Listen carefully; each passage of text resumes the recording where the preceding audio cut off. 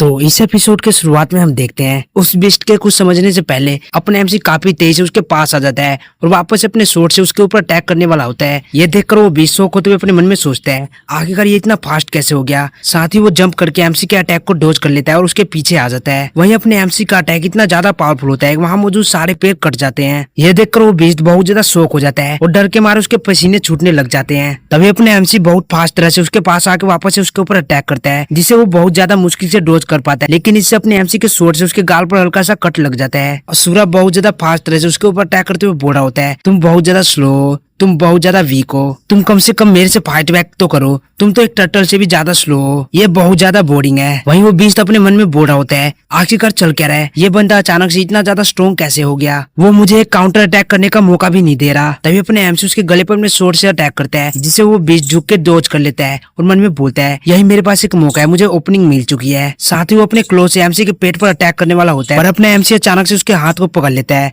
और बहुत ज्यादा इविल तरह से उससे बोलता है ये वही सेम क्लो है जिसने मुझे पहले इंजर्ड किया था। इतना बोल के वो अपने शॉट से उसके हाथ को काट देता है जिससे वो बीच दर्द के मारे जोर से चिल्लाता है। वहीं अपने एमसी यहीं पर नहीं रुकता बल्कि अपने शॉट को उसके चेस्ट में घुसा देता है और जोर से उसके पेट पे किक मारता है जिससे वो पीछे की ओर उड़ते हुए जाकर एक पेड़ से टकराता है। असुरा उस बीस्ट की तरफ बढ़ते हुए बोल रहा होता है मैंने सोचा था मैं तुम्हारे साथ और थोड़ी देर तक खेल पाऊंगा लेकिन तुम तो कुछ ज्यादा ही वीक हो। वो बीस्ट बोलता है तुम कमीने कहीं के। तभी अपने एमसी उसके मुंह को पकड़ के बोलता है तुमने पहले मुझसे क्या कहा था, तुम मुझे कैसे टॉर्चर करोगे, तुम बोल रहे थे कि तुम मेरे आंट को निकाल कर मेरे मुंह में थूचना चाहते हो। सच में तुम्हारे टॉर्चर करने का तरीका तो मुझे काफी ज्यादा पसंद आया, चलो इसे मुझे ट्राई करने दो। लेकिन तभी सूरा के पीछे से कोई बोलता है रुक जाओ। ये सुन के सूरा कंफ्यूज होते हुए पीछे की ओर देखता है और ये और कोई नहीं बल्कि प्रिंसेस और आओ होती हैं। उन्हें देखकर सूरा बहुत ज्यादा शॉक हो जाता है। साथ ही हम उसके फ्लैशबैक में देखते हैं जहाँ वो बहुत ज्यादा इंजर्ड होता है। वो बहुत ज्यादा गुस्से में अपने सामने वाले से बोल रहा होता है माया क्यों, तुमने ऐसा क्यों किया। वहीं हम देखते हैं उसके सामने और कोई नहीं बल्कि प्रिंसेस माया होती है। वो बोल रही होती है तुम बेवकूफ कहीं के, क्या तुमने सच में ये सोचा कि मैं तुम्हारे साथ शादी करूंगी, जो मुझे तुमसे चाहिए वो तुम्हारी लाइफ है। और इतना बोल के वो असुरा को मार डालती है। इसी के साथ सीन प्रेजेंट में आता है। असुरा बहुत ज्यादा गुस्से में माया से बोल रहा होता है तुम कमीनी औरत कहीं की, तुम्हारी हिम्मत कैसे हुई मुझे ट्रिक करने की। ये सुन के आओ गुस्से से असुरा की तरफ बढ़ते हुए बोल रही होती है क्या प्रिंसेस ने तुम्हें नहीं बताया था कि तुम्हें लो प्रोफाइल रखना है, तुम इस बीस्ट को जाने दो। ये सुन के असुरा एक इविल सा फेस बनाते हुए बोलते हैं चलो ठीक है। और इसी के साथ वो उस बीस्ट के पेट से अपने शॉट को बाहर निकाल लेता है। तभी माया उसके अंदर कुछ नोटिस करती है और बोलती है ये आंखें ये लू वूफेन की नहीं है। साथ ही वो घबराते हुए जोर से चिल्ला के आओ से बोलती है आओ वहाँ पर मत जाओ। लेकिन आओ कुछ समझ पाते उससे पहले असुरा उसके ऊपर अटैक कर देता है। आओ को अपनी मौत सामने दिख रही होती है लेकिन तभी प्रिंसेस अपने चाबू को आओ के कमर में फंसा के उसे पीछे की ओर खींच लेती है जिसकी वजह से आओ असुरा के अटैक से डोज करके बच जाती है। लेकिन असुरा के अटैक का इम्पैक्ट इतना ज्यादा होता है कि उससे आओ थोड़ा बहुत घायल हो जाती है। प्रिंसेस उससे बोलती है क्या तुम असुरा हो। ये सुन के आओ पूछती है क्या असुरा, क्या ये गॉड ऑफ डेथ असुरा है। ये तो बहुत अच्छी बात है, गॉड ऑफ डेथ आप जिंदा हैं। सूरा बोलता है मैं अभी मरा नहीं हूँ, क्या तुम ये देखकर डिसअपॉइंटेड नहीं हो। प्रिंसेस बोलती है क्या तुम्हें ये लगता है कि मैंने तुम्हारे ऊपर अटैक किया था। आओ भी बोलती है लॉर्ड असुरा आपको कोई गलत फहमी हुई होगी, प्रिंसेस आपकी फियांसी है, वो भला आपको क्यों मारना चाहेगी। असुरा बोलता है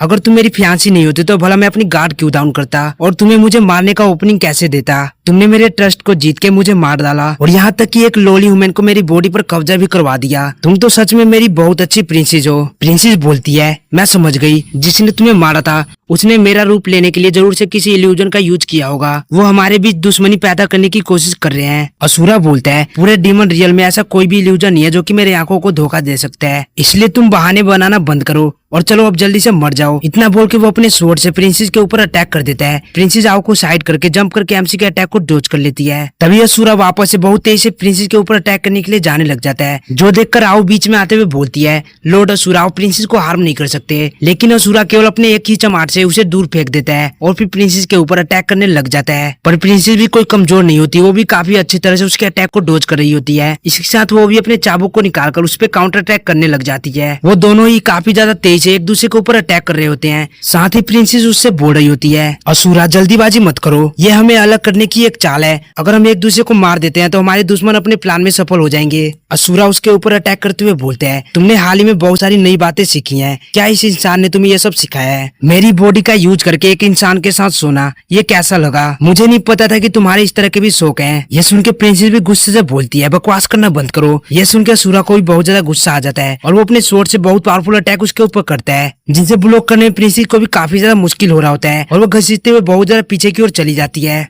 साथ ही वो असुरा से बोलती है, हमने ऐसा कुछ भी नहीं किया। रुको, मुद्दा ये नहीं है, जब हमने तुमको ढूंढा तो तुम पहले ही मर चुके थे। इस न्यूज को छुपाने के लिए हमारे पास और कोई रास्ता नहीं था, इसलिए हमने इस ह्यूमन के सोल को तुम्हारी बॉडी के साथ फ्यूज कर दिया। तुम इसके बारे में सोचो, तुम्हें मारने के बाद मुझे क्या लाभ मिलेगा। मुझे शक है जिसने तुम्हारे ऊपर अटैक किया था वो उन 3 डीमन जनरल में से एक है। मैं पहले से ही इस बारे में इन्वेस्टिगेट कर रही हूँ। असुरा बोलता है, मुझे इसकी कोई परवाह नहीं है, मैं उन सबको मार डालूंगा और साथ ही उस औरत को भी जिसने मुझे धोखा दिया। इतना बोल के वो वापस अपने सोर्ड से एक पावरफुल अटैक प्रिंसेस के ऊपर कर देता है, जिसे देख प्रिंसेस अपने ऊपर एक शील्ड को बना लेती है। असुरा का अटैक सीधे जाके उस शील्ड से टकराता है। वहीं प्रिंसेस अपने मन में बोल रही होती है, डैम इट, ये बेवकूफ कुछ भी नहीं सुनने वाला। लेकिन अभी इस बॉडी पर पूरी तरह से असुरा का कब्जा है। आखिरकार ली वुफेन कहाँ गया? रुको, कहीं इसने उसके सोल को डिवोर तो नहीं कर लिया। यह देखकर असुरा हंसते हुए बोलता है, तुम फोकस नहीं कर पा रही, तुम खुद ही मरने वाली हो, फिर भी तुम उस वुमेन के बारे में सोच रही हो। साथ ही वो बार बार प्रिंसेस के शील्ड पर अटैक करता ही जा रहा होता है, जिससे उस शील्ड के ऊपर भी क्रैक आने लग जाता है, जो देखकर प्रिंसेस शॉक होते हुए बोलती है,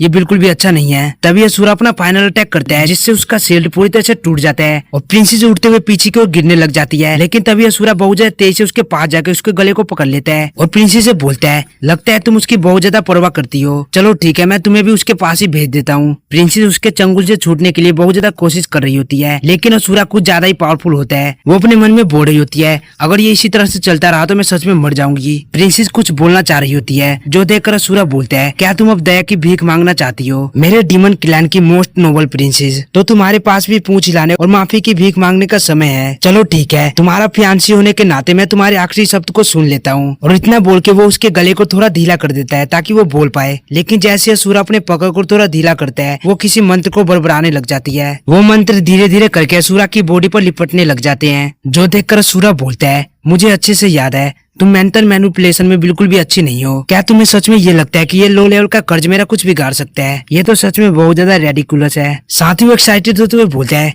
चलो अब जल्दी से मर जाओ। लेकिन तभी उसके दिल में बहुत ज्यादा पेन होने लग जाता है, जिससे उसके हाथ से प्रिंसेस भी छूट जाती है। वो दर्द के मारे नीचे बैठ के बोलता है, आखिरकार ये चल क्या रहा है? मेरा दिल ये बहुत ज्यादा दर्द कर रहा है। तभी प्रिंसेस अपने चाबुक को उसके गले में फंसा के बोलती है, हालांकि ये कोई हाई लेवल का कर्ज नहीं है, लेकिन ये तुमसे डील करने के लिए काफी है। इतना बोल के वो अपने चाबुक को जोर से खींच के असुरा को जोर से जमीन पर पटक देती है। असुरा दर्द से कराहते हुए बोलता है, तुम कमीनी औरत, मैं तुम्हें बिल्कुल भी नहीं छोड़ूंगा, मैं तुम्हें जरूर से मार डालूंगा। और इतना बोलते बोलते उसकी आंखें बंद होने लग जाती है और वो वहीं पर बेहोश हो जाता है, जो देखकर प्रिंसेस एक राहत की सांस लेती है और नीचे बैठ के जोर जोर से हांफते हुए बोलती है, ये बहुत ज्यादा क्लोज था, मैं ऑलमोस्ट मरने ही वाली थी। तभी आओ भी उठ जाती है और अपने सामने देखती है जहाँ प्रिंसेस बैठी होती है। वो प्रिंसेस के पास जाके उसे संभालते हुए बोलती है, प्रिंसेस क्या आप ठीक हैं? लेकिन लॉर्ड असुरा को क्या हुआ? प्रिंसेस बताती है, उसका दिल धड़कना बंद हो चुका है, वो बस अब एक लाश है। असुरा की डेड बॉडी को देखकर आओ बोल रही होती है, लॉर्ड असुरा तो मारे गए, लेकिन क्या वो पर्सन भी इनके साथ मारा गया? और वो अपने एमसी की बात कर रही होती है। इस पर प्रिंसेस भी कुछ भी रिप्लाई नहीं करती और एक टक अपने एमसी की बॉडी को ही देख रही होती है। तभी अपने एमसी अचानक से अपनी आंखों को खोलता है और जल्दी से उठ के अपने हाथ पांव को भांजते हुए बोलता है, तुम कमीने डो कहीं के, मैं तुमसे मरते दम तक फाइट करूंगा, जल्दी से मेरे सामने आओ। और ये देखकर वो दोनों शौक होते हुए अपने मन में बोलती हैं, क्या वो अभी भी जिंदा है? वहीं दूसरी ओर अपना एमसी अपने आप को देखते हुए बोल रहा होता है, मेरा हाथ और मेरे पाँव और यहाँ तक कि मेरे घाव भी ये पूरी तरह से हील कैसे हो गए? और माया और आओ, आखिर तुम दोनों यहाँ पर क्या कर रही हो? वहीं दूसरी ओर वो दोनों अपने मन में बोल रही होती हैं, यह असुरा या फिर ली वुफेन। अपने एमसी उनकी तरफ बढ़ते हुए बोलता है, मुझे मीमा फ्लावर पहले ही मिल चुका था, लेकिन एक पागल डॉग मेरे पीछे पड़ गया था, उसने उस फ्लावर को भी डिस्ट्रॉय कर दिया। देख के लगता है मुझे कैथरीन के पास वापस जाकर उसे कोई दूसरे तरीके के बारे में पूछना होगा। लेकिन तभी जो आव होती है वो जोर से अपने एमसी के फेस पर एक पंच मारती है, जिससे अपने एमसी उड़ते हुए पीछे की ओर चला जाता है और टप्पा खाते हुए जाकर एक पेड़ से टकराता है। ये देखकर प्रिंसेस बोलती है, मैं अब सो हूँ, ये सूरा नहीं है, ये तो इतना ज्यादा वीक है। नेक्स्ट सीन में कैथरीन के क्लिनिक का दिखाया जाता है। अपने एमसी चिल्लाते हुए बोल रहा होता है, क्या तुम ये कह रही हो कि सूरा भी मरा नहीं है? आउच, मेरा सर ये अभी भी दर्द कर रहा है। तभी प्रिंसेस बोलती है, वो मर चुका है लेकिन वो पूरी तरह से नहीं मरा है। ये सुन के एमसी बोलते हैं, क्या पूरी तरह से नहीं मरा है? तुम्हारा ये कहने का क्या मतलब है? प्रिंसेस बोलती है, जब मैंने असुरा को ढूंढा था तो वो पहले ही मर चुका था, लेकिन असुरा बहुत ज्यादा पावरफुल था। इतने क्रिटिकल सिचुएशन में भी वो अपने सोल के एक फ्रेगमेंट को पीछे छोड़ने में कामयाब रहा। दूसरे शब्दों में कहा जाए तो तुम्हारे बॉडी के अंदर अभी 2 सोल मौजूद है। अब जाके समझ में आया तुम ह्यूमन होने के बावजूद डिमोनिक पावर को कैसे कंट्रोल कर पा रहे थे। तभी आओ बोलती है, अगर सच में लॉर्ड असुरा की सोल इसके अंदर मौजूद है तो वो पहले अपीयर क्यों नहीं हुए थे? प्रिंसेस बोलती है, क्योंकि उसका सोल फ्रेगमेंट बहुत ज्यादा वीक है, वो इस बॉडी को पूरी तरह से कंट्रोल नहीं कर सकता। अगर मैं गलत नहीं हूँ तो तुम्हारा सामने एक ऐसे डेंजर से हुआ था जिसमें तुम्हारी जान जाने वाली थी, जिसकी वजह से उसकी सोल फोर्सफुली उठी थी। ये सुन के आओ को तुम्हें बोलती है उनका एक छोटा सा सोल फ्रेगमेंट इतना ज्यादा पावरफुल है, अगर लॉर्ड असुरा पूरी तरह से रिकवर हो गए तो उनका सामना कोई भी नहीं कर पाएगा। ये सुन के प्रिंसेस बोलती है लकीली ऐसा कुछ नहीं हुआ था, नहीं तो यहाँ तक कि अगर मैं फॉरबिडन कर्ज का यूज करती तब भी मैं उसे कंट्रोल नहीं कर पाती। ये सुन के एमसी बोलता है क्या फॉरबिडन कर्ज, आखिरकार ये क्या है? प्रिंसेस बोलती है ये एक तरह का डिमोनिक स्पेल है। तुम ऐसा सोच सकते हो कि ये ह्यूमंस के हिप्नोसिस की तरह है। मैंने ये कर्ज असुरा की बॉडी पर पहले ही लगा दिया था। इसे ट्रिगर करने के लिए केवल एक मंत्र को बोलना होता है, जिसके बाद ये टारगेट के दिल के धड़कन को कुछ समय के लिए रोक देता है। अपने एमसी बोलता है ओह, तो अब जाके मुझे समझ में आया, जब मैं उठा था तब मेरे दिल में थोड़ा सा अजीब क्यों फील हो रहा था। अरे रुको, क्या ये किसी तरह के टाइम बॉम्ब की तरह नहीं था? तुमने ये चीज मेरी बॉडी में डाली और भला मुझे इसके बारे में क्यों नहीं पता? प्रिंसेस बताती है मैंने ये चीज तब डाली थी जब मैंने असुरा की बॉडी में तुम्हारी सोल को डाला था। ये मैंने इसलिए लगाया था ताकि तुम मुझे धोखा ना दे पाओ, तो भला मैं तुम्हें इसके बारे में क्यों बताती? ये सुन के अपने एमसी बोलता है तुम तो सच में बहुत ज्यादा कमीनी हो, लेकिन असुरा तो ये कह रहा था कि वो तुम हो जिसने कि उसे मारा था। क्या ये सच है? ये सुन के प्रिंसेस हैरान हो जाती है। तभी आओ बोलती है ये कैसे पॉसिबल हो सकता है? लॉर्ड असुरा प्रिंसेस के फियांसे थे, आखिर ऐसा क्या रीजन हो सकता है कि जो प्रिंसेस उसे मारेगी? प्रिंसेस बोलती है तुम क्या उम्मीद करते हो, ये सच है या फिर झूठ? एमसी बोलता है क्या तुम मेरी बात कर रही हो?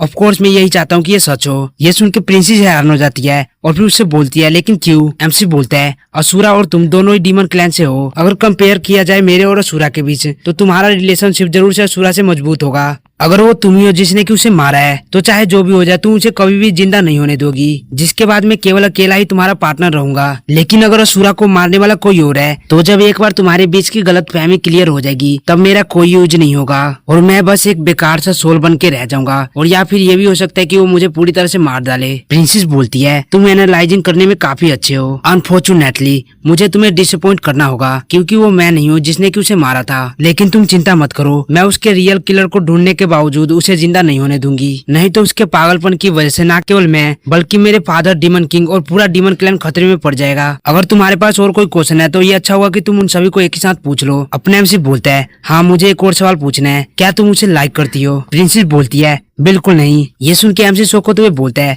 तुमने तो इसे इतनी जल्दी आंसर कर दिया। प्रिंसेस बोलती है प्यार वगैरह जैसी चीजें मेरे लिए मीनिंगलेस है। मेरी नजरों में केवल दो तरह के लोग होते हैं, एलाइज और एनिमी। अपने एमसी बोलता है अगर ऐसी बात है तो ये मेरे लिए राहत की बात है। ये सुन के प्रिंसेस कंफ्यूज हो जाती है। तभी आओ बोलती है लोली हुमन तुम प्रिंसेस के बारे में किसी तरह के फनी थॉट मत लाओ। प्रिंसेस और लॉर्ड असुरा के बीच गलतफहमी दूर हो पाएगी या नहीं, लेकिन तुम्हारे पास कोई उम्मीद नहीं है। ये सुन के एमसी गुस्से चिल्लाते हुए बोलता है किसने कहा कि मेरे पास कोई उम्मीद नहीं है? हालांकि मेरी ताकत असुरा से कम है, लेकिन जब तक किलर नहीं मिल जाता वो एक टाइम बम है, और तुमको उसके एरोगेंट पर्सनैलिटी से पता चल गया होगा कि वो तुम्हारे लिए बिल्कुल भी एक अच्छा पार्टनर नहीं है। जब तक इमोशनल फैक्टर इन्वॉल्व नहीं होते हम सभी के अपने अपने पक्ष और विपक्ष होते हैं और वो समान रूप से मैच भी करते हैं। ऐसा लगता है जैसे हम एक ही स्टार्टिंग लाइन पर खड़े हैं। दूसरे शब्दों में कहें तो जब तक मैं ये प्रूव कर देता हूँ कि मेरा वैल्यू उससे ज्यादा है तब तक मेरे पास एक जीतने का चांस है। ये सुन के आओ गुस्से से उससे बोलती है क्या तुम सच में ये सोचते हो कि तुम अपना कंपेयर लॉर्ड असुरा से कर सकते हो? तुम ये सब केवल अपने सपने में ही कर सकते हो। अपना एमसी भी गुस्से से बोलता है तुम हमेशा उसकी तरफ से क्यों बोलती हो? अब तुम मुझे ये मत कहना कि तुम उसे लाइक करती हो। ये सुन के और भी ज्यादा गुस्से चिल्लाते हुए बोलती है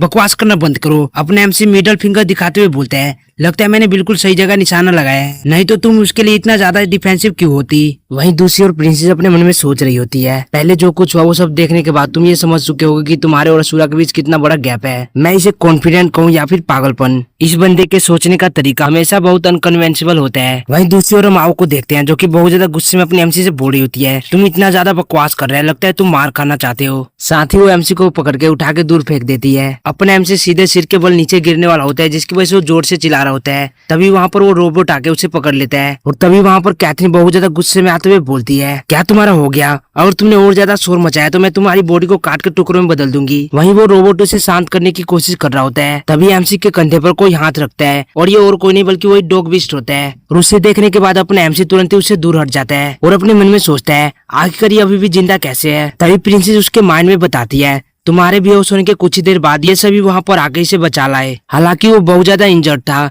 लेकिन वो अभी भी सांस ले रहा था और साथ ही वो तुम्हें भी अपने पीठ पर बैठाकर वापस लेकर आए। तभी वो डॉग बिस्ट बोलता है पहले जो कुछ भी हुआ उसके लिए प्लीज मुझे माफ कर दो। ये सुन के एमसी कंफ्यूज होकर प्रिंसेस की तरफ देखने लग जाता है। प्रिंसेस उसे बताती है मैंने किसी इल्यूजन का यूज करके उसके मेमोरी को बदल दिया है। उसे केवल यही पता है कि उसे हायनस ने इंजर्ड किया था। तभी मैट्रिया बोलती है हमने इस मैटर के बारे में पहले इन्वेस्टिगेट कर लिया है। यंग मिस को हायनस ने किडनैप किया था।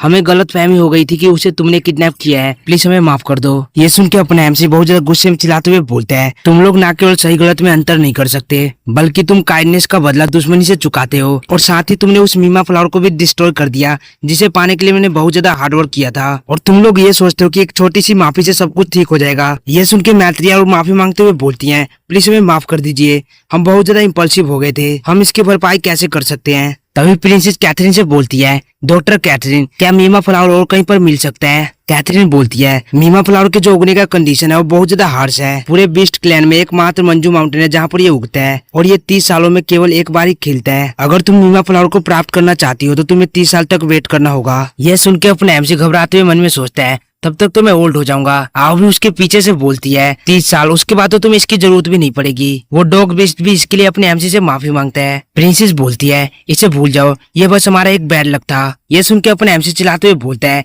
क्या भूल जाओ, सुई तुम्हें चुभी नहीं है इसलिए तुम्हें पता नहीं है कि इसका दर्द कैसा होता है। तभी कैटगर्ल बोलती है क्लैन लीडर ने इन सब मैटर के बारे में सुना है और वो आपसे मिलना चाहते हैं और यंग मिस भी आपका धन्यवाद करना चाहती है, इसलिए प्लीज क्या आप हमारे साथ चलेंगे। प्रिंसेस बोलती है परफेक्ट, मैं भी क्लैन लीडर से 4 क्लैन मीटिंग के बारे में डिस्कस करना चाहती थी। पर अपना एमसी बोलता है अगर तुम्हें जाना है तो जाओ, मैं बिल्कुल भी नहीं जाऊंगा, मैं भी उस गर्ल से बातचीत करने के मूड में नहीं हूँ। तभी प्रिंसेस बोलती है मामी डीमन और बीस्ट की मिक्स है और क्योंकि क्लैन लीडर बीस्ट क्लैन के लीडर है तो शायद उनके पास इसका इलाज होगा, लेकिन तुम्हें देख के लगता है तुम्हें वहाँ पर जाने का कोई मूड नहीं है तो मैं खुद ही वहाँ पर चली जाती हूँ। ये सुन के अपने एमसी खुश होते हुए बोलता है तुमने ये मुझे पहले क्यों नहीं बताया, मेरे लिए रुको मैं भी आ रहा हूँ। जिसके बाद हमें बीस्ट क्लैन के दरबार का सीन दिखाया जाता है। तभी मैट्रिया भी अपने एमसी को लेकर वहाँ पर आ जाती है। वो उनसे बोलती है क्लैन लीडर कुछ इंटरनल अफेयर से डील कर रहे हैं, प्लीज कुछ समय यहाँ पर वेट कीजिए। लेकिन तभी वहाँ पर अनाउंस होता है क्लैन लीडर आने वाले हैं। इसी के साथ हम बीस्ट क्लैन के लीडर को देखते हैं जो कि चलते हुए अपने सिंहासन की तरफ जा रहा होता है। उसे देखकर सभी बंदे रिस्पेक्ट से अपने सर को नीचे झुकाते हैं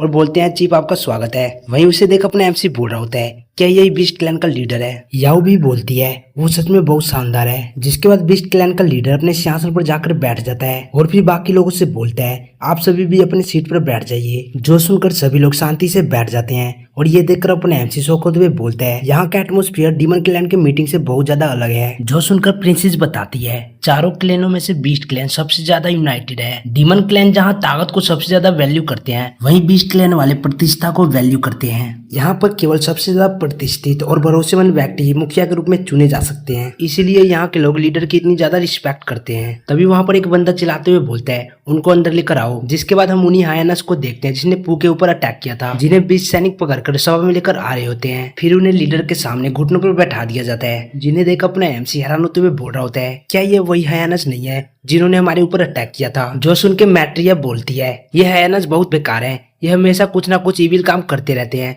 और इस बार तो इन्होंने बहुत ज्यादा कर दिया है। इन्होंने यंग मिस को किडनैप करने की हिम्मत की है। आज के मीटिंग का मेन पर्पज यही है कि इनके साथ कैसे डील करना है। आखिरकार इन्होंने क्लैन लीडर की डॉटर पे हाथ डालने की हिम्मत की है, इन्हें ऐसी माफ तो नहीं किया जाएगा। जिसके बाद एक बीस्ट हायना से पूछता है तुम्हारी हिम्मत कैसे हुई बिना परमिशन के बीस्ट माउंटेन को छोड़ने की, तुमने बहुत से बुरे बुरे काम किए हैं, क्या तुम अपने क्राइम को मानते हो। जो सुन के वो हायना बोलता है हाँ हमने किया है, तो फिर क्या तुम क्या कर लोगे हमारा। मत भूलो हमारे असेंस्टर एक हीरो थे जिन्होंने तुम्हारे बीस्ट क्लैन के लोगों को बचाया था, इसलिए हम कुछ क्राइम करते भी हैं तो तुम हमारा कुछ भी नहीं बिगाड़ सकते। जो सुन के अपने एमसी हैरान होते हुए बोलते हैं क्या एक हीरो। प्रिंसेस भी बोलती है आखिरकार इसका कहने का क्या मतलब है। जिसके बाद मैट्रिया उन्हें बताती है 1 साल पहले एक फायर से बैटल के दौरान हमारे पुराने चीफ बहुत ज्यादा घायल हो गए थे, जिसके कारण वो बहुत वीक हो गए थे। लेकिन तब एक हायनस गार्ड ने चीफ को स्ट्रेंथ देने के लिए अपने फ्लैश और ब्लड को ऑफर किया। हालांकि बाद में वो हायनस ब्लड लॉस के कारण मर गया, इसलिए चीफ ने उसकी ग्रेटिट्यूड के रूप में एक डिक्री निकाली कि जो भी हायनस के डिसेंडेंट होंगे वो चाहे जितना भी बड़ा क्राइम करे उन्हें कोई भी पनिशमेंट नहीं दिया जाएगा। जो सुन के प्रिंसेस बोलती है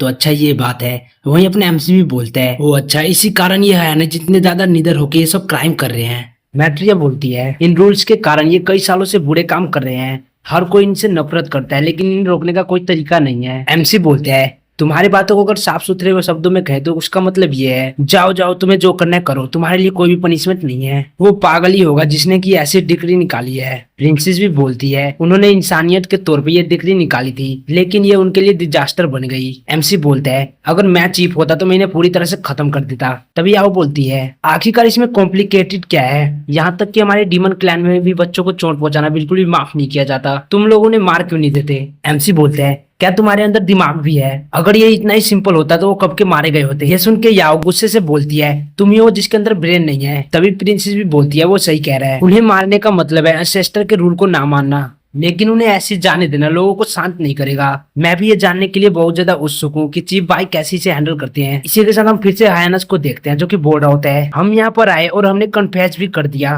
तो क्या अब हम जा सकते हैं। दूसरे वाला हायनस भी बोलता है तुम बिल्कुल सही कह रहे हो, माउंटेन के नीचे इतने सारे बच्चे हैं, खुद को रजिस्ट करना बहुत ज्यादा मुश्किल है। और ये बोल के वो दोनों जोर जोर से हंसने लग जाते हैं। ये सुन के एक बंदा गुस्से चलाते हुए उनसे बोलता है क्या तुम्हें पता है कि तुम अभी कहाँ पर हो, तुम्हारी हिम्मत कैसे हो चीफ की डिसरिस्पेक्ट करने की, चीफ आप इन्हें ऐसे नहीं जाने दे सकते। दूसरे वाला बीस्ट भी बोलता है ये हायना मुसीबत के अलावा और कुछ नहीं है, अगर हम इन्हें छोड़ देंगे तो ये और भी ज्यादा प्रॉब्लम खड़ी करेंगे। सही कहा, हमें इन्हें मार देना चाहिए। इस पर बीस्ट क्लैन के कुछ एल्डर बोलते हैं लेकिन रूल कहते हैं हम हायनास को नहीं मार सकते चाहे वो कितना भी बड़ा क्राइम करे।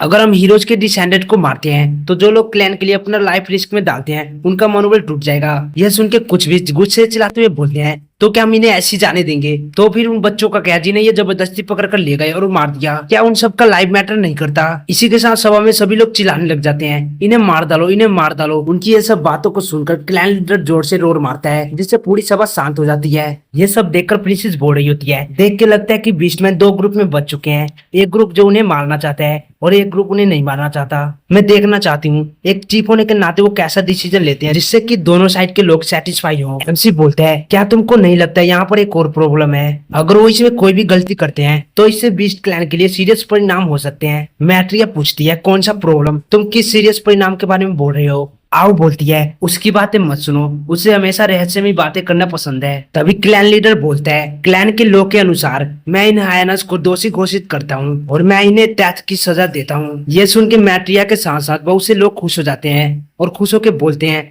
चीफ आप बहुत अच्छे हैं। वहीं कुछ लोग इस बात से बिल्कुल भी खुश नहीं होते, लेकिन फिर भी वो क्लैन लीडर के इस फैसले पर कुछ नहीं बोलते। वहीं दूसरी ओर वो हायनस चिल्लाते हुए बोल रहे होते हैं हमने तुम्हारे लोगों को बचाया है, तुम हमें नहीं मार सकते। क्या तुम ये सब अपनी डॉटर की वजह से कर रहे हो, तुम हमसे रिवेंज ले रहे हो क्योंकि हमने तुम्हारी डॉटर को किडनैप किया था। इस पर क्लैन लीडर कुछ भी नहीं बोलता, वहीं बाकी लोग भी इस पर बातें करने लग जाते हैं। जो देखकर प्रिंसेस अपने एमसी से बोलती है तो तुम इसी प्रॉब्लम के बारे में बात कर रहे थे। एमसी बोलता है एग्जैक्टली, हालांकि चीफ बीस्ट क्लैन के लीडर है लेकिन वो लैंग्यू के फादर भी हैं और गाइस लैंग्यू पू का ही नाम है। हायनस बहुत समय से अपराध कर रहे हैं लेकिन उन्हें हमेशा छोड़ दिया जाता था, लेकिन इस बार उन्हें सजा दी जा रही है और इसी समय उन्होंने क्लैन लीडर की डॉटर को भी किडनैप करने की कोशिश की थी। तो लोगों को यही लगेगा कि उन्होंने रिवेंज लेने के लिए उन्हें सजा दी।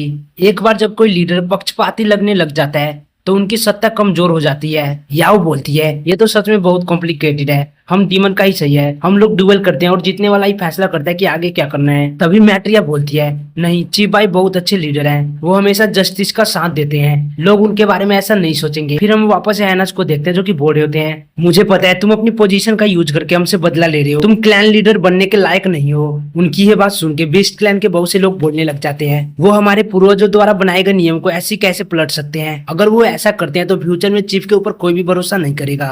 क्या चीफ सच में अपनी डॉटर के लिए इन्हें मार रहे हैं। और उनकी ये सब बातें सुन के मैट्रिया हैरान होकर अपने मुंह पर हाथ रख लेती है। तभी चीफ अपने सिंहासन से उठ जाता है जो देखकर सभी लोग उसकी तरफ देखने लग जाते हैं। चीफ चलते हुए उन हायनस के पास जाने लग जाता है जो देखकर वो हायनस डरने लग जाते हैं। चीफ उन हायनस के पास आके बहुत ज्यादा गुस्से में अपने क्लो को ऊपर उठाता है जो देखकर वो हायनस घबराते हुए बोलते हैं नहीं तुम हमें नहीं मार सकते, तुम अगर हमें मारते हो तो सभी लोगों में तुम्हारी इमेज खराब हो जाएगी। लेकिन चीफ उन पे अटैक करने के बजाय अपने चेस्ट पर अटैक करता है। यह देखकर वहां मौजूद सभी लोग बहुत ज्यादा हैरान हो जाते हैं, जिसके बाद चीफ अपने खून से सना मांस का टुकड़ा उनकी तरफ फेंक देता है और उनसे बोलता है एक बार हायना ने अपने ब्लड और फ्लैश को हमें ऑफर किया था और आज मैंने अपने ब्लड और फ्लैश से तुम्हें रिपे कर दिया। तुम्हारे एंसेस्टर वास्तव में एक हीरो थे, लेकिन इसका मतलब ये नहीं कि तुम कुछ भी क्राइम करो और तुम्हें माफ कर दिया जाए। किसी के कामों के लिए डिसेंडेंट को बहुत ज्यादा छूट देना ये रूल तो कभी होना ही नहीं चाहिए था। अब से इन सभी नियमों को हटाया जा रहा है। आप सभी इसके बारे में क्या सोचते हैं। यह सुन के सभी लोग बोलने लग जाते हैं चीफ सही कह रहे हैं, इन हायाना ने हमारे पुराने चीफ को बचाया था, लेकिन इन सालों में इन्होंने जितने भी क्राइम किए हैं उनसे ये ऋण चुक चुका है। इन जैसे बेकार क्रिएचर मरना डिजर्व करते हैं। हम चीफ को सपोर्ट करते हैं और इसी के साथ सभी लोग ये सब चीज चिल्लाने लग जाते हैं, जिसके बाद चीफ बोलता है इन्हें ले जाओ और मार डालो। ये सुन के हायाना घबराते हुए बोलते हैं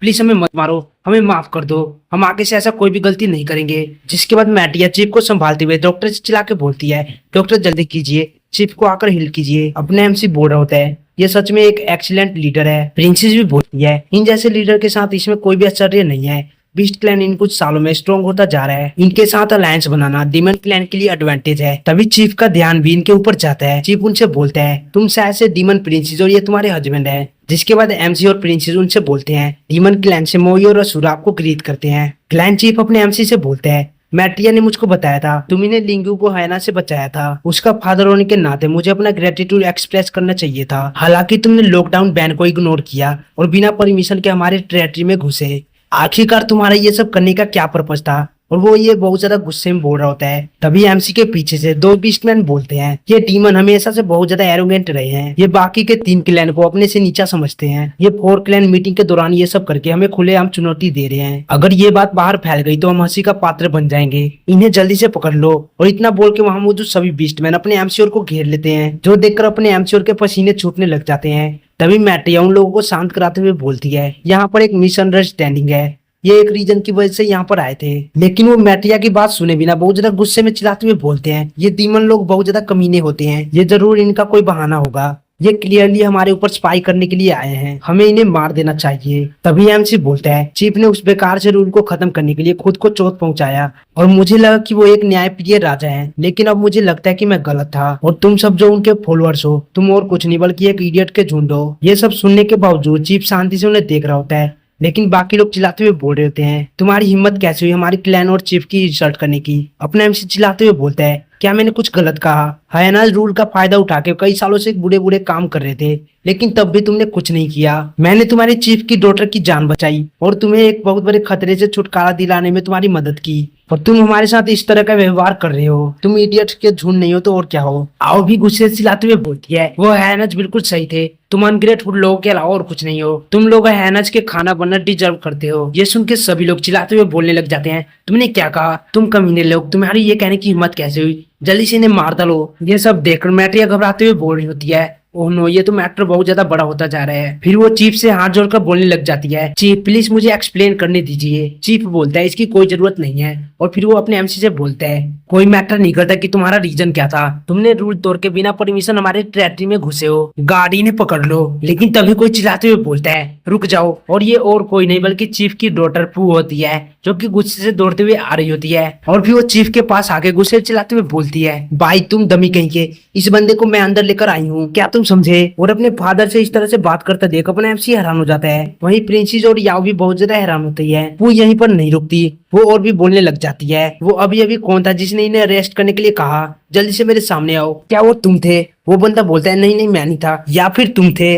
वो बंदा भी बोलता है यंग मिस वो मैं नहीं था। तभी एक बंदा एक एल्डर से धीमी आवाज में बोलता है हम यंग मिस को अपसेट करना अफोर्ड नहीं कर सकते। वो एल्डर बोलता है धीमे बोलो, मैं अभी कुछ और साल जीना चाहता हूँ। वही उसकी ये सब हरकतों को देखकर अपने एमसी अपने मन में सोच रहा होता है मुझे लगा था कि एक भोली भाली सी बच्ची है, लेकिन अब पता चलता है कि ये तो रिबेलियस टाइप की है। तभी चीफ चिल्लाते हुए बोलता है बहुत हुआ, ये बैठक केवल क्लैन के नेताओं के लिए है, तुम यहाँ पर अंदर कैसे आई? तभी पू की गार्ड बोलती है मुझे माफ कर दीजिए चीफ, यंग मिस जबरदस्ती यहाँ पर भाग कर आ गई, मैं उन्हें नहीं रोक पाई। तभी वो डॉग बिस्ट भी अपने व्हीलचेयर से उठ के क्लैन चीफ के सामने घुटनों पर आकर बोलता है चीफ मैं यहाँ पर कन्फेस करने के लिए आया हूँ। चीफ बोलता है तुम यहाँ पर क्या कन्फेस करने के लिए आए हो? गार्ड का कैप्टन होने के नाते मैं अपने कामों को अच्छे से नहीं कर पाया, जिसके कारण ये डीमन अंदर आ गए, लेकिन उसके बाद इन्होंने हायना से मेरी जान भी बचाई, इसलिए आप जो भी फैसला ले मैं इनकी जगह वो पनिशमेंट लेने के लिए तैयार हूँ। और तभी उसका दूसरा वाला साथी भी झुकते हुए बोलता है और मैं भी। और इसी के साथ मैट्रिया भी चीफ के सामने घुटनों पर आकर बोलती है इसमें इनकी गलती नहीं है, मैंने ही उसके अंदर आने में मदद की थी, इसलिए वो सजा मुझे मिलनी चाहिए। क्लैन चीफ बोलता है क्या तुम सब मुझसे माफी मांगकर मुझे इन्हें रिलीज करने के लिए फोर्स कर रहे हो? वो लोग बोलते हैं नहीं चीफ हमारे अंदर इतनी हिम्मत नहीं है। चीफ एक लंबी सी सांस छोड़ के बोलता है मैट्रिया तुम मर्चेंट गिल्ड की हेड हो और तुम दोनों भी हमारे यंग क्लैन मेंबर में बहुत ज्यादा शानदार हो, मुझे तुम सभी से हाई होप है लेकिन रूल्स रूल्स होते हैं, इसलिए तुम में से किसी को भी माफ नहीं किया जाएगा। इन सभी को ले जाओ। लेकिन तभी पीछे से पू गुस्से चिल्लाते हुए बोलती है, तुम डमी कहीं के, मैंने पहले ही बोल दिया इस बंदे को मैं कवर कर रही हूँ, क्या तुम सच में इस बात पर हंगामा करने वाले हो? ये सुन के चीफ गुस्से चिल्लाते हुए बोलता है, अपना मुंह बंद करो, ये एक कांसिल हॉल है, ना कि तुम्हारा प्लेग्राउंड। ये सुन के पू एकदम से स्टंट हो जाती है। तभी उसके चेहरे पे एक शरारती सी मुस्कान आ जाती है और फिर वो क्लैन चीफ से बोलती है, रूल्स कहते हैं कि आउटसाइडर बिना परमिशन के अंदर नहीं आ सकता, लेकिन तब क्या होगा जब वो आउटसाइडर हम में से एक हो? चीफ बोलता है, तुम्हारे कहने का क्या मतलब है? पूछ शर्माते हुए जोर से चिल्ला के बोलती है, मैं इस डीमन से शादी करूंगी। इतना बोल के वो तुरंत ही अपने एमसी के पास आके चीफ से बोलती है, यही वो बंदा है जिससे मैं शादी करूंगी। ये सुन के अपने एमसी बहुत ज्यादा शौक हो जाता है, यहाँ तक कि क्लैन चीफ, मैट्रिया, प्रिंसेस और याओ ये सभी के सभी बहुत ज्यादा हैरान हो जाते हैं। आओ तुरंत ही अपने एमसी को पू से दूर करते हुए पू से बोलती है, क्या तुम पागल हो? ये हमारे प्रिंसेस का फियांसे है, इसे भूल जाओ, तुम किसी और से शादी कर लो। पू बोलती है, क्या फियांसे? लेकिन अभी तक इनकी शादी नहीं हुई है ना? हम हस्बैंड और वाइफ हैं, हमने पहले ही वेडिंग सेरेमनी भी कर ली है। ये सुन के अपने एमसी तुरंत ही अपने हाथ को उससे दूर करते हुए गुस्से चिल्ला के बोलता है, ये बिल्कुल भी सच नहीं है, हमने ऐसी कोई भी सेरेमनी नहीं की है, तुम झूठ बोलना बंद करो, तुम झूठ बोलना बंद करो। आओ अपने एमसी से बोलती है, तभी तो मैं सोचूं कैथरीन क्यों बोल रही थी कि तुम बहुत ज्यादा वीक हो गए हो। इसी के साथ वो अपने एमसी को थप्पड़ मारते हुए गुस्से चिल्ला के बोलती है, तुम अपने पैंट के उस चूजे को शांत नहीं रख पाए और इधर उधर मुंह मार रहे हो, तुम हमारे प्रिंसेस के बिल्कुल भी लायक नहीं हो। और वहीं प्रिंसेस भी अपने एमसी को घूर कर देखने लग जाती है। अपना एमसी बोला होता है, ये बात सच है कि मैं वीक था, लेकिन वो इसलिए था क्योंकि उस फूल ने मुझे पूरी तरह से ड्रेन कर दिया था। इसकी बातों पर बिलीव मत करो, मैं कोई परवर्ट नहीं हूँ, आखिरकार मैं एक बच्ची के साथ ऐसा कैसे कर सकता हूँ? ये सुन के पू गुस्से चिल्लाते हुए अपने एमसी से बोलती है, आखिरकार मैं कितनी बार बताऊं मैं कोई बच्ची नहीं हूँ। इसी के साथ वो अपने एमसी के कान में बोलती है, तुम इडियट कहीं कि मैं तुम्हारी मदद करने की कोशिश कर रही हूँ। अगर तुम्हारी शादी हमारे क्लैन में हो जाती है तो तुम पनिशमेंट से बच जाओगे। एक सन इन लॉ होने के नाते शुरू में तुम्हें बहुत ज्यादा दिक्कत होगी, लेकिन 3 साल बाद तुम अपनी पावर को बढ़ा के चीजों को बदल दोगे। क्या ये फैंटास्टिक नहीं है? बस मैं जैसा कह रही हूँ वैसा ही करो। अपने एमसी बोलता है, ये स्टोरी बहुत ज्यादा फेमिलियर लग रही है, ये स्टोरी तो किसी मांगा के मेन कैरेक्टर जैसी लग रही है। आखिरकार तुम किस तरह की अजीब चीजें पढ़ रही हो? वो एक बुक को निकाल के बोलती है, मैं अभी जिस स्टोरी को पढ़ रही हूँ उसका नाम है सन इन लॉ राइज, ये अभी बहुत ज्यादा पॉपुलर चल रहा है। तभी आओ बोलती है, क्या तुम्हें यहाँ पर अजीब सा प्रेशर फील नहीं हो रहा? अपना एमसी बोलता है, हाँ तुम बिल्कुल सही बोल रही हो, ये चिली सा प्रेशर कहाँ से आ रहा है? लेकिन तभी प्रिंसेस पीछे देखते हुए शौक होकर घबराते हुए बोलती है, ये तो किलिंग इंटेंट है, और ये किलिंग इंटेंट पू के फादर में से आ रही होती है। वो बहुत ज्यादा गुस्से में बोलता है, पू क्या जो तुम कह रही हो वो सच है? ये सुन के अपने एमसी घबराते हुए बोलता है, ये बिल्कुल भी सच नहीं है, जबकि वहीं पर पू बोल रही होती है, आखिरकार मैं इस जैसे सीरियस मैटर पर झूठ क्यों बोलूंगी? ये सुन के चीफ बहुत ज्यादा गुस्सा हो जाता है और वो गुस्से से चिल्लाते हुए अपने एमसी से बोलता है, तुम्हें मेरी डॉटर को हर्ट करने के लिए पे करना पड़ेगा। और इतना कहने के साथ वो अपने एमसी पर अटैक कर देता है, जिससे अपने एमसी काफी ज्यादा मुश्किल से डोज कर पाता है, लेकिन उस अटैक के प्रेशर से वो पीछे की तरफ जाने लग जाता है। अभी एमसी ठीक से संभला भी नहीं होता कि तभी पू का फादर वापस से उसके ऊपर अटैक कर देता है, जिससे अपने एमसी वापस से डोज कर लेता है। और ऐसे करते करते पू का फादर बार बार अपने एमसी पर अटैक करता जा रहा होता है, जिसे डोज करने में अपने एमसी की फटके 4 हो गई होती है। दूसरी साइड पू की गार्ड बोल रही होती है, मिस क्या आप और वो सच में इतने ज्यादा आगे निकल चुके हो? मैटिया भी बोलती है, यहाँ पर किसी की जान पर बात आ चुकी है, आपको सच बोल देना चाहिए। दूसरी ओर पू का फादर जोर से रोर मारता है, जिससे अपना एमसी उड़ते हुए जाके पीछे जाके गिरता है, जिससे देखो वो डॉग बिस्ट आओ और प्रिंसेस से बोल रहा होता है, क्या तुम लोग उसकी मदद करने नहीं जाओगे? आओ बोलती है, हम इस घटिया आदमी को बिल्कुल भी नहीं बचाने वाले, तुम इसके साथ जो करना चाहते हो वो कर सकते हो। इधर पू का फादर बहुत ज्यादा स्पीड में अपने एमसी के पास आके उसे मारने ही वाला होता है, तभी अपने एमसी जोर से चिल्ला के बोलता है, तुम झूठी कहीं की, जल्दी से सच बोलो नहीं तो ये मुझे मार डालेगा। ये सुन के पू घबराते हुए अपने बुक को पढ़ते हुए बोलती है, रुको, बुक में तो ऐसा कुछ भी नहीं लिखा है, आखिरकार ये क्या हो रहा है? फिर वो बुक को बंद करते हुए बोलती है, चिंता मत करो, मेरे पास प्लान बी भी है। जिसके बाद वो एक लंबा सांस लेती है और फिर जोर से चिल्ला के बोलती है, डैड वहीं पर रुक जाओ, मैं उसके बच्चे की माँ बनने वाली हूँ। ये सुन के उसका फादर रुक जाता है और शोको के पू की तरफ देखने लग जाता है। वहीं अपने एमसी भी ये सुनकर बहुत ज्यादा हैरान होता है। चीफ उससे बोलता है, क्या तुम ये कह रही हो कि तुम प्रेग्नेंट हो? पू बोलती है, हाँ बिल्कुल, हमने शादी कर लिया है और हम इंटीमेट भी हो चुके हैं, अगर आप उसे मारते हैं तो मैं और मेरा बच्चा भी इसके साथ मर जाएंगे।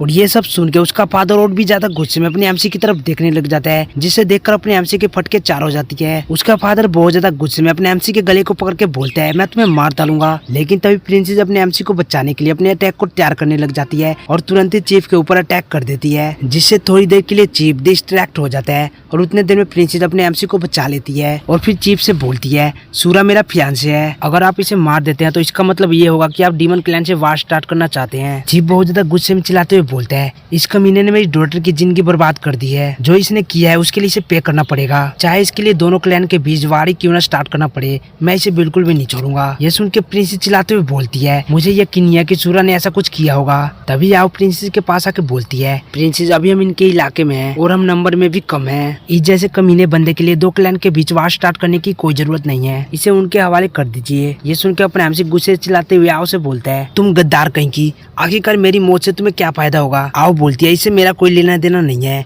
तुम मरो या जियो। उनकी ये बकबक सुन के प्रिंसेस बहुत ज्यादा गुस्से में चिल्लाते हुए बोलती है, तुम दोनों अपना मुंह बंद रखो। और ये सुन के वो दोनों के दोनों शांत हो जाते हैं। तभी चीफ बोलता है, क्या तुम इसे कवर करने की कोशिश कर रही हो। प्रिंसेस बोलती है, मैं इसे कवर नहीं कर रही, मेरे पास प्रूफ है कि इसने कुछ भी नहीं किया है। चीफ बोलता है, तो फिर ठीक है, जल्दी से मुझे प्रूफ दिखाओ। अपने एमसी बोलता है, क्या ये ऑब्वियस नहीं है, एक तरफ ये प्रिंसेस है जो कि मेरी फियांसे है और ये इतनी ज्यादा ब्यूटीफुल भी है, और दूसरी साइड है ये छोटी सी बच्ची जिसका की फ्लैट चेस्ट है बिल्कुल बोर्ड की तरह। इनका तो कोई कंपैरिजन भी नहीं है। आखिरकार अब तुम ही बताओ, अगर तुम मेरी जगह होते तो तुम इनमें से किसको चूज करते। एमसी की ये सब बातें सुन के पू गुस्से से बोलती है, तुम्हारी हिम्मत कैसे हुई मुझे बच्ची बुलाने की। वहीं जो बीस्ट क्लैन के मेंबर होते हैं वो भी बूढ़े होते हैं। मैं इस डीमन की बात से सहमत हूँ, हमारी प्रिंसेस उतनी भी ज्यादा चार्मिंग नहीं है। ये सुन के पू गुस्से से उनसे बोलती है, तुम थर्ड की आदमी हो, तुम सिर्फ बड़े चेस्ट और पिछवाड़े के पीछे पड़े रहते हो। प्रिंसेस की गार्ड भी बूढ़ी होती है, तुम बिल्कुल गलत हो, प्रिंसेस बहुत ज्यादा क्यूट है। तभी चीफ भी बोलता है, तुम्हारी बातों में एक पॉइंट तो है। ये सुन के पू बहुत ज्यादा गुस्से में बोलती है, डैड अब आप भी। फिर वापस से चीफ एक सीरियस सा फेस बना के बोलता है,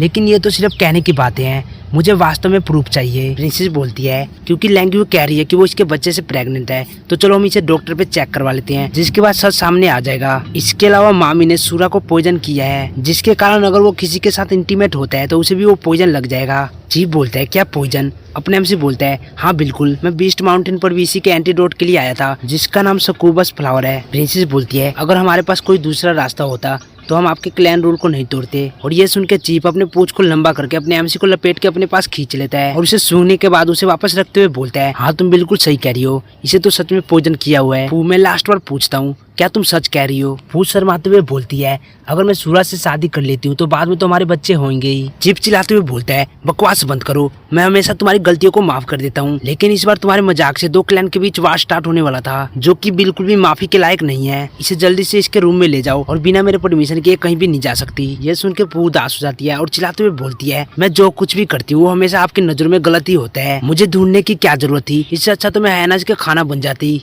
और इतना बोल के वो रोते हुए वहाँ से भाग जाती है। ये सब देख के चीफ भी अपना सर पकड़ लेता है। फिर वो अपने एमसी से बोलता है, मेरी डॉटर ने इस बार कुछ ज्यादा ही कर दिया, मैं उसकी तरफ से माफी मांगता हूँ। प्रिंसेस बोलती है, मैं खुश हूँ कि हमारे बीच का मैटर क्लियर हो गया। चीफ बोलता है, माफी के तौर पर मेरे पास तुम्हारे लिए एक गिफ्ट है। और गाइस, यहीं पे हमारा एपिसोड खत्म होता है और अभी इसके आगे के चैप्टर भी नहीं आए हैं, इसीलिए इसके आगे के वीडियो भी आना बहुत ज्यादा मुश्किल है। चलिए मिलते हैं किसी और वीडियो में, तब तक के लिए बाय बाय।